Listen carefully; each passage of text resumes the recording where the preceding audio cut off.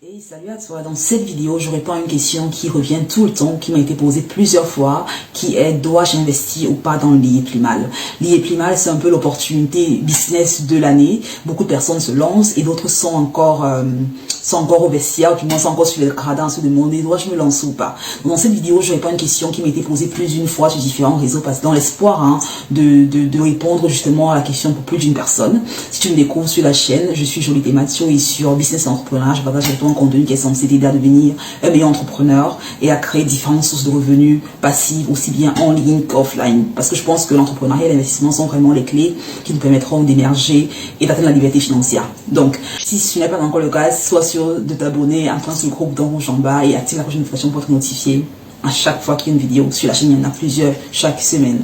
Alors, dois-tu investir ou pas dans l'IA-Primal? Commençons déjà par dire c'est quoi l'IA-Primal exactement. C'est une opportunité business, c'est un produit de la société GIT qui a été créé en 2017 et qui est basé au Cameroun. Et c'est pratiquement une opportunité business qui allie la crypto-monnaie et le système MLM.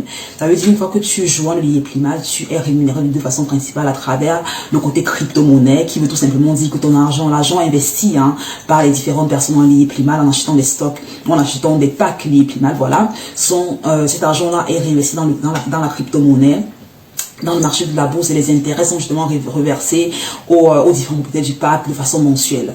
Maintenant, le côté MLM, le revenu MLM est généré quand toi ayant un pack l'IA-Primal recommande quelqu'un qui joue le programme derrière, et ainsi tu dois devoir payer une commission. Donc c'est un peu les deux façons de rémunération que tu as quand tu joues dans la communauté l'IA-Primal. C'est l'un des aspects qui rend la chose beaucoup attrayante pour pas mal de personnes, parce que on a le côté l'argent qui est multiplié sans qu'on ait rien à faire, qui est toujours une promesse qui est assez attrayante pour pas mal de personnes, parce que c'est le rêve de tout le monde, avoir d'argent qui travaille pour ça pendant qu'on dort. Et tu as de l'autre côté l'incentive pour des personnes qui sont déjà dans la communauté de promouvoir le produit de façon assez agressive, parce qu'elles ont justement une commission qu'elles se font pour chaque membre qui joint derrière elles. Maintenant, c'est un peu ça, les packs de l'IA-Primal peuvent être achetés indépendamment de l'endroit où tu te trouves physiquement, ça veut dire en Afrique, en Europe, en Amérique, en Asie, voilà. Et ça va entre 200, les packs ça vont entre $200 et $100 000. Et voilà, le montant que tu décides d'acheter dépend un peu de toi, de ta capacité financière. Une fois que tu achètes, une fois que tu achètes un pack, tu te vois reverser des intérêts pendant 12 mois, jusqu'à ce que ton pack pratiquement expire. À ce moment-là, tu peux soit réinvestir dans le truc, ou tout simplement en sortir. La question que beaucoup se posent est: dois-je investir ou pas dans l'IA-Primal? Et la réponse à cette question est très simple, et ça dépend. Ça dépend de toi, ça dépend de quel genre d'entrepreneur et investisseur tu es. Parce qu'au final, il y a aussi vrai qu'il y a différents types d'investissements, il y a également différents types d'entrepreneurs.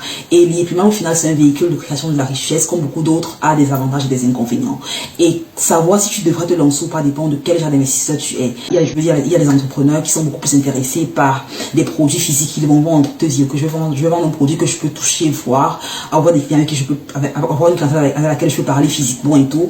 Et pour ce genre d'entrepreneur-là, investir dans un truc comme une vente, avoir un shopping mall, avoir un restaurant, avoir un salon de coiffure, un salon esthétique, leur conviendrait plus. Il y a également des entrepreneurs qui vont te dire que moi je voudrais plus avoir une liberté en temps et en location du travail, mais je veux quand même vendre un produit physique, tu vois. Pour ces personnes-là, un business comme Amazon, e-commerce, Shopify, c'est un truc qui les parlera beaucoup plus. Comme il y en a qui ont dit, pour moi c'est le digital, tout ce qui est virtuel et tout, c'est mon jam. Pour cela, c'est beaucoup plus vendre des cours, des formations, être dans le marketing digital, tout ce qui va derrière. Donc ça dépend vraiment de toi, quel genre d'investisseur tu es, quel genre d'entrepreneur tu es. La seconde question que tu dois te poser, c'est: quelle est mon aversion ou ma propension au risque? Parce que ton aversion, ta propension au risque déterminera un peu à quel point tu seras prêt, à quel point tu seras tranquille, surtout une fois que tu auras investi. Beaucoup de personnes investissent et après se disent: je n'arrive pas à dormir, je sais pas si ça va disparaître demain, je sais pas comment ça change, je sais pas pourquoi, il y a plein de questions qui sont posées derrière, ou j'ai trop investi, je sais pas si je perds tout, je fais comment, ou j'ai l'impression que j'ai pas assez investi, j'aurais dû investir plus. Bref, toutes ces questions-là sont posées parce que tu n'as pas pris la peine de te demander: est-ce que je suis prêt, est-ce que le ratio entre le profit, le risque que je prends en investissant dans l'IA-Primal en vaut la peine. Par exemple, la plupart du temps, on se dit qu'un entrepreneur, c'est quelqu'un qui investit de façon risquée dans le but d'avoir des retours phénoménaux derrière. Mais ce n'est absolument pas vrai. L'entrepreneur moderne, c'est celui-là qui est à même de calculer, de prendre des risques calculés, afin de limiter au maximum les pertes potentielles qu'il pourra avoir sur son investissement. Donc, quand tu es un entrepreneur, avant d'investir, tu dois prendre la peine de vraiment étudier le projet, étudier le véhicule dans lequel tu es sur le point d'investir, afin de comprendre quels sont les tenants et quels sont les aboutissants. Quel est le retour sur investissement? Est-ce que le retour sur investissement est proportionnel au risque que je prends derrière? Parce que la vérité est que si tu prends un risque disproportionné au retour que tu auras du mal à avoir tranquille d'esprit une fois que tu auras investi. Tu vas investir, te dire, ok, d'accord, c'est pas que j'ai un retour X, mais si le risque que je prends est 5X, tu auras du mal à dormir dans la nuit. Donc vraiment, prends la peine de te demander, est-ce que c'est un investissement qui est en ligne avec moi comme entrepreneur? Est-ce que je suis à même de comprendre le risque que ça implique, mais également les opportunités que ça présente pour moi? Donc, les 3 questions que je vais te poser sont pratiquement quelle est ma propension, mon aversion au risque? Quel genre d'entrepreneur suis-je? Est-ce que je suis quelqu'un qui sera à même de justement d'aller à travers ces cycles sans forcément perdre ma tranquille d'esprit, sans forcément avoir du mal à dormir dans la nuit parce que j'ai investi tellement dans un truc que je suis pas sûre que j'aurai un retour derrière. Et la troisième question, c'est finalement, quelle est ma stratégie sur le long terme? Est-ce que c'est vraiment un truc que je fais, je suis in et je suis out, ou est-ce que je suis vraiment là pour le long terme? Est-ce que je veux des trucs composés, des intérêts composés ou pas? Si tu as déjà investi, dis-moi en commentaire comment ça se passe pour toi, comment se passe l'aventure liée plus mal. J'adorerais lire de vous. Si tu ne penses pas le faire, pourquoi tu décides de ne pas investir? Moi, si la question, est-ce que j'ai investi moi dans le lié plus mal? La réponse est tout simplement non. Pour 3 principales raisons. La première, c'est que la stratégie d'investissement de lié plus mal ne correspond pas à la mienne, principalement parce que, comme je disais encore tantôt, avec lié plus mal, tu as le côté crypto-monnaie, qui est spéculatif, et tu as l'autre côté du système MLM. Et moi, le système MLM, c'est un système qui ne m'a jamais vraiment parlé. Je pense que c'est une philosophie qui n'est pas forcément en ligne avec mes préférences personnelles. Je n'aime pas le fait de devoir recruter des membres afin que mon portefeuille grandisse, et j'ai pas forcément le temps et la patience pour le faire. Voilà, tout simplement, le MLM, c'est pas un truc qui me parle personnellement. Et le côté crypto, je préfère investir dans la crypto-monnaie, mais je préfère investir dans les cryptos que je contrôle, dans les cryptos que je peux éventuellement manipuler, tu vois. Et là, il y a très peu de contrôle, il y a très peu de flexibilité pour moi à travers les mal. Du coup, je ne me sens pas forcément à l'aise en investissant dans ce véhicule-là. La seconde raison pour laquelle je n'ai pas investi revient tout simplement encore au niveau de ma philosophie d'entrepreneur. Je pense que quand j'investis dans un véhicule, dans un business, il y a 3 principales raisons pour lesquelles j'investis au-delà du financement. J'investis pour l'impact émotionnel que ça a sur moi et pour l'impact également personnel, en termes de personne, qu'est-ce que je deviens. Et j'aime investir dans des opportunités qui me permettent de devenir une meilleure personne à travers ce que j'apprends, à travers ce que je deviens et également à travers ce que je gagne. Donc c'est vraiment les 3 choses, émotionnellement, financièrement et en termes de compétences, je dois devenir meilleur. Et avec l'IA plus mal, forcément, c'est un truc que tu investis dans lequel tu mets ton argent et il n'y a pas de... Tu n'as vraiment pas grand chose que tu apprends derrière, d'accord? C'est vraiment tout dans lequel tu investis. Tu dis, ok, l'argent est parti, tu espères que ça va venir 10 fois plus, mais tu ne peux pas vraiment, il n'y a pas de stratégie que tu peux avoir pour accélérer les profits que tu as ou pour limiter la perte si vous traversez des zones de turbulence. Donc c'est vraiment set it and forget it, tu vois. Par exemple, quand j'étais coach, les compétences que j'ai apprises en étant coach m'ont aidé à devenir un meilleur chef d'entreprise, un meilleur leader dans mon agence actuelle. Par exemple, quand j'investis dans le marché de la bourse, les compétences que j'apprends dans le marché de la bourse m'aident également à devenir meilleur. Quand je décide d'aller dans la crypto-monnaie, et ainsi de suite. Donc, c'est vraiment des compétences qui vont l'une au-dessus de l'autre. Là, je fais YouTube. YouTube peut être considéré comme un business, mais ça me permet justement de travailler des compétences en termes de public speaking, de communication. Justement, je pars à une conférence la semaine prochaine et parler justement permettra, les compétences que j'ai appris à travailler YouTube me permettront d'avoir un meilleur exposé. Donc c'est vraiment pour moi, quand j'investis en termes de temps ou d'argent dans un véhicule, dans un business, j'aime savoir qu'est-ce que ça me permet de devenir. Est-ce que ça me permet de devenir une meilleure personne au-delà du gain financier?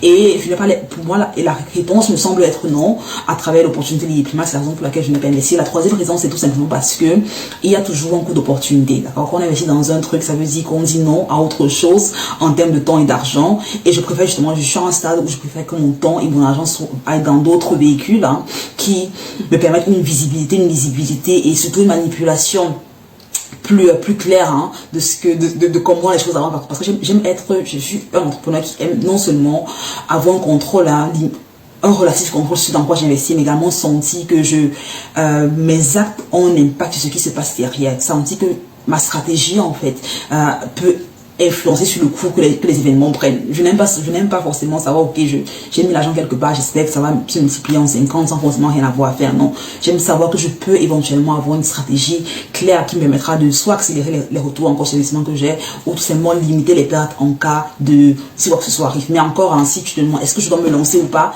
La question est, ça dépend de toi. Ça dépend de quel genre d'entrepreneur tu es. Je ne saurais te dire, écoute, l'IEPMAL aura disparu dans 2 ans, 3 ans, on n'investit pas parce que personne ne vit dans le futur et personne ne saurait, je serais, n'importe quiconque le dit est assez prétentieux pour penser qu'il vit dans le futur. Je pense pas que ce soit une réponse fiable. Je pense que investir ou pas, l'IEPMAL, c'est une opportunité d'affaires, comme il y en a pas mal, comme il y a le e-commerce, il y a Amazon, il y a tout ce que tu veux derrière, donc ça dépend de toi. Quel genre d'entrepreneur es-tu? Réponds aux questions déjà posées plus haut. Ça t'aidera un peu à identifier quel profil d'entrepreneur tu es, te correspond le mieux. Et une fois que c'est fait, bah écoute, si tu décides de te lancer, vas-y, lance-toi. Une fois que tu t'es lancé, surtout, sois confiant, d'accord? Tu veux te lancer. Et une fois que tu te lances, tu es confiant, tu ne te dis pas, est-ce que j'aurais fait? Non, fais vraiment des recherches, une étude de projet. Et une fois que tu te lances, c'est parti. Donc c'est vraiment ce que je voulais partager dans cette vidéo. Le choix de l'investissement que tu fais dépend uniquement de toi. Et en tant qu'entrepreneur, tu es le CEO de ta vie. Et surtout, défais-toi surtout du désir de vouloir avoir de l'argent sans rien faire. Parce que la plupart du temps, les gens veulent investir dans un truc, avoir beaucoup d'argent, mais sans se retrousser les manches. Et c'est vrai qu'on vit qu'il y a une ère où c'est possible. Je le dis encore dans pas mal de vidéos, c'est possible de travailler quelques heures par jour et avoir de l'argent. C'est possible. Il y a des opportunités qui permettent de faire ça. Mais il faut toujours, même quand je parle des business, je vous dis toujours, il faut se prendre la peine de se former d'abord. Il faut prendre la peine de comprendre ce qu'on fait, parce qu'une fois qu'on comprend ce qu'on fait, on a même d'avoir plus ou moins en fonction de ce qu'on veut vraiment.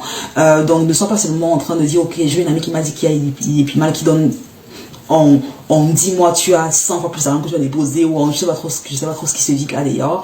N'écoute pas ce que X ou Y a fait, prends la peine de faire tes recherches personnelles, te dire, écoute, j'ai lu, j'ai compris ce qui se passe exactement, je suis confiant que en investissant dans ce truc, dans 5 ans, dans 10 ans, dans tel nombre d'années, voilà comment se passent les projections, voilà les retours que j'ai éventuellement. Comme ça, à ce niveau, quand tu investis comme ça, peu importe ce qui se passe, tu auras au moins appris quelque chose. Si tu investis seulement en te disant, si tu investis parce que tu as appris d'ailleurs que tu as quelqu'un qui à gagner 100 fois plus en l'espace de 10 mois. C'est la raison pour laquelle tu investis. C'est que tu ne comprendras même pas, c'est que tu ne seras pas même de répliquer ce qui a marché dans les primaires ailleurs. Parce que moi, je me dis toujours, si tu investis quelque part et que tu as un retour important, tu dois être même toi l'investisseur de te dire, ok, ce que j'ai appris dans cet investissement, je le prends, je le package, je l'applique dans un autre concept, dans un autre business. Autrement, tu n'auras rien appris, tu auras eu de l'argent, mais l'argent, honnêtement, je préfère la connaissance à l'argent, parce que l'argent, on le dilapide, l'argent se perd. Par contre, la connaissance, la compétence que tu acquiers a une valeur inestimable, parce que tu peux l'utiliser encore et encore et encore et encore. C'est une source de savoir qui ne se t'arrive pas. C'est également transférable. Non seulement il ne s'arrive pas, mais elle est transférable. Tu peux apprendre à tes enfants, à ta femme, à ton partenaire, à tout ce que tu veux derrière. Bref, moi, c'est la raison pour laquelle, honnêtement, je n'ai pas investi en livre, parce que je n'ai pas non seulement je n'ai pas forcément le temps, il y a un coût d'opportunité, mon temps est très limité, et je suis très regardante, je sais pas en quoi j'investis mon temps. Également mon argent, je vais pas investir de l'argent sans comprendre ce dans quoi j'investis complètement. C'est un choix qui est mien, c'est une philosophie d'investissement qui est la mienne. Si tu la partages, laisse-moi savoir en commentaire. Si tu ne la partages pas, dis-moi plutôt quelle est la tienne. Merci d'avoir regardé jusqu'à la fin. Je te retrouve au prochain épisode. Si tu n'es pas encore abonné, sois sûr de t'abonner. Clique sur le gros bouton rouge en bas. Active la cloche pour ne pas manquer un épisode sur la chaîne. Merci d'avoir regardé jusqu'à la fin. Je te retrouve au prochain épisode. D'ici là, porte-toi bien.